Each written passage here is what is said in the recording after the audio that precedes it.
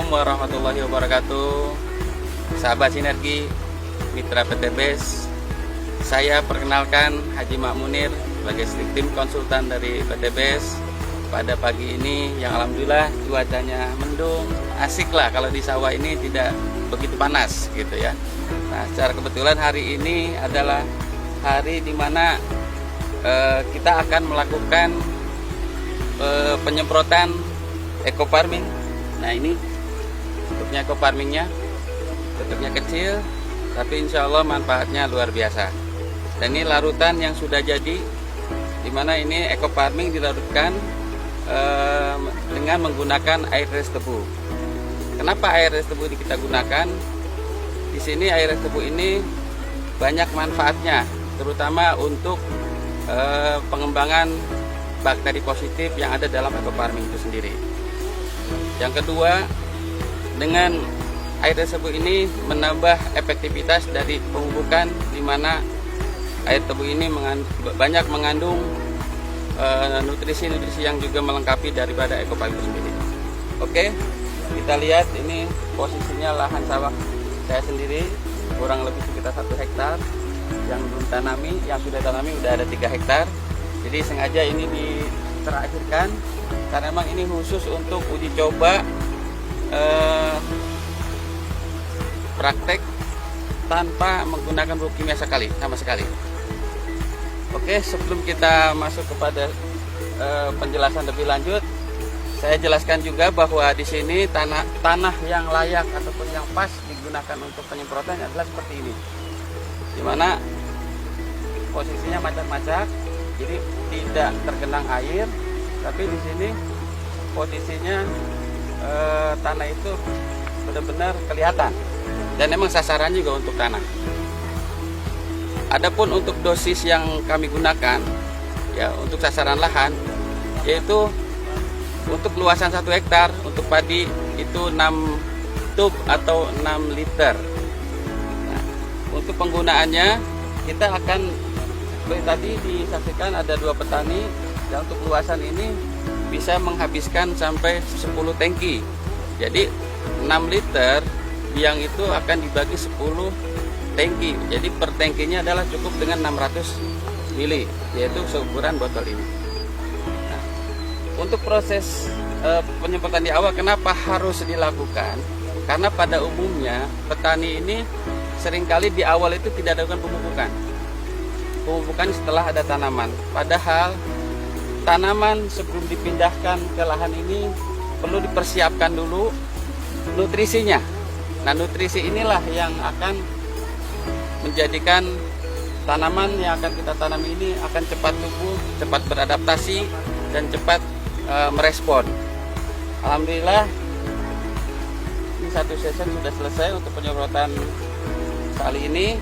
Nah, saya sedikit review ke belakang bahwa dalam tahap olah tanah yang sangat tepat, yaitu tahapan yang pertama adalah dengan cara kita membalikan, di mana tanah kita ini perlu dibalikan lapisan topsoilnya, ya, di mana kedalaman kurang lebih antara 20 sampai 30 cm. Nah, setelah dilakukan pembalikan, dibiarkan dulu kurang lebih 1 minggu biar udara atau oksigen bisa berinteraksi dengan tanah.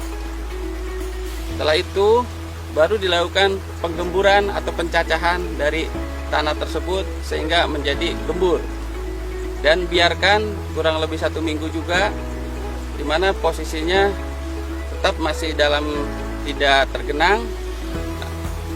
Dan terakhir yang ketiga yaitu dengan penambahan bahan organik. Nah, ini tanah ini kebetulan sudah dilakukan pemberian bahan organik di minggu ketiganya, dan ini sangat penting bahan organik ini karena eco farming ini mengandung bakteri-bakteri yang diantaranya adalah bakteri pengurai bahan organik. Nah, bahan organik ini sebagai nutrisi yang alami yang nantinya akan diproses ulang oleh bakteri-bakteri yang ada dalam eco farming ini. Dan yang terakhir adalah setelah pemberian organik, biasanya petani dilakukan pengapuran, tapi di sini tidak dilakukan karena di sini sudah ada mengandung unsur dolomit ataupun magnesium dan kalsiumnya. Dan terakhir adalah setelah kita lakukan bahan organik, yaitu dengan sistem kita pelumpuran, dan pelumpuran ini sampai kurang lebih 1 minggu, dan 1 minggu kemudian kita biarkan air itu dikeluarkan atau dialirkan sehingga tanah itu akan keluar bunga-bunga cacing yang seperti kita saksikan bersama. Nah, bunga cacing ini menunjukkan bahwa tanah ini sudah siap untuk ditanami. Oke, itu saja barangkali berkaitan dengan tata cara pengolahan tanah yang baik atau yang sempurna, di mana olah tanah ini sangat menentukan kedepannya berkaitan dengan tanaman yang akan tumbuh di atasnya. Tentunya di sini selain olah tanah, pemberian pupuk dasar itu juga lebih penting. Pupuk dasar dengan menggunakan ekofarming ini, insya Allah secara bertahap, selain pH itu menjadi normal, juga tanah akan menjadi subur. Untuk aplikasi tahap kedua, di mana aplikasi tahap kedua ini posisi tanaman sudah berumur 14 hari. Seperti biasa tadi sudah diterangkan bahwa ekofarming ini ada beberapa tahapan. Tahap yang pertama untuk sasaran tanah, dan tahap kedua adalah untuk tanaman. Sasaran untuk tanaman itu dibagi menjadi 4. Yang pertama yaitu umur 14 hari, dan yang kedua umur 28 hari, dan yang ketiga umur 42 hari, dan terakhir 56 hari. Kali ini kita lihat tanaman ini sudah berumur 14 hari. Jadi pada saat ini saat yang tepat untuk dilakukan penyemprotan ekofarming. Ambil contoh, ini adalah varietas Impari 32 yang dimana umurnya adalah dari mulai sebar atau semai itu kurang lebih sekitar 120 hari. Kita tahu bahwa siklus tanaman padi itu dari mulai semai sampai panen itu 120 hari, dimana itu dibagi menjadi dua tahapan atau fase. Fase yang pertama adalah fase vegetatif, dan yang kedua adalah fase generatif. Nah, fase vegetatif ini adalah fase di mana tanaman padi itu akan berkembang mulai dari satu batang ketika ditanam sampai terus berkembang sampai puncaknya di mana nanti akan tertutup rapat. Nah, waktu vegetatif ini dibatasi umurnya biasanya separuh dari umur tanaman itu sendiri. Jadi kalau misalnya tanaman itu berumur 120 hari, berarti umur vegetatifnya itu dimulai dari angka 1 sampai 60 hari dihitung dari semai. Nah, untuk tahapan penggunaan ekofarming, di mana fase vegetatif itu diantaranya pada umur 14 hari dan umur 28 hari dan 42 hari dari tanam. Kalau kita hitung mundur, nah, kalau misalnya semayan itu adalah umur yang ditanam misalnya umur 25 hari, ketika umur 60 tinggal ditambahkan 35. Jadi hitungannya bahwa untuk masa vegetatif ini kalau kita hitung dari tanam, 2 aplikasi yang mungkin bisa dilakukan, yaitu umur 14 hari dan 28 hari.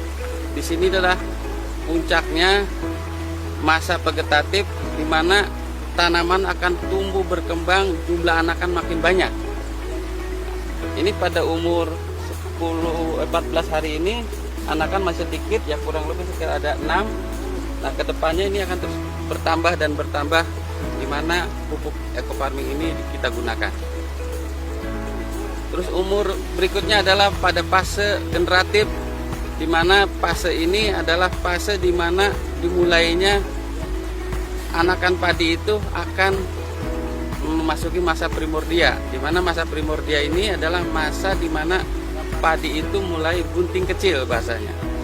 Nah, biasanya pada umur 45 atau sampai 50. Itu pun tergantung daripada paritasnya. Nah, biasanya setelah masa perumuran selesai, dia akan keluar malai. Nah, pada saat keluar malai ini dikatakan masa generatif bisa dimulai. Sampai kapan? Sampai panen. Dan nanti pada masa generatif masih bisa dilakukan pada umur 42 hari dari tanam dan 56 hari setelah tanam. Insya Allah dengan pemupukan ekofarming yang 4 kali dilakukan untuk tanaman, itu akan membantu proses perkembangan anakan menjadi lebih banyak, dan pada akhirnya akan menjadikan tanaman itu menjadi produktif. Pengalaman sebelumnya di musim tanam yang lalu, alhamdulillah saya pada saat itu juga menanam Invari 32 pada umur maksimal dikatakan pada saat vegetatif itu mencapai 55 sampai 60 batang per rumpun. Dan akhirnya pada masa generatifnya alhamdulillah yang saya alami pada musim yang lalu, yang tadinya 65 itu saya pikir udah maksimal, ternyata di masa generatif mencapai 70 batang anakan yang produktif atau yang mengeluarkan malai padi. Dan disitulah titik akhirnya dari pertanaman padi, di mana ketika keluar malai, pengisian bulir, pengisian malai menjadi padi yang sempurna, yang kokoh, terus mengkristal, itu akan lebih baik, dan itu menjadikan tingkat kematangan dan kemasakan daripada bulir padi. Dan dilanjutkan proses penguningan ataupun si bulir padi itu yang tadinya hijau menjadi kuning kemasan. Dan ketika terakhir kita masa generatif, di mana padi tersebut sudah pengisian maksimal, terus proses daun bendera yang sesungguhnya itu sebagai indikator bahwa tanaman padi akan mengisi akan maksimal apabila daun benderanya itu tetap sehat, masih hijau. Dan itu sudah kami alami di musim yang lalu. Mudah-mudahan di musim yang sekarang dengan cuaca yang cukup baik ini akan tetap maksimal. Salam ekofarming, lahan subur, petani makmur. Assalamualaikum warahmatullahi wabarakatuh.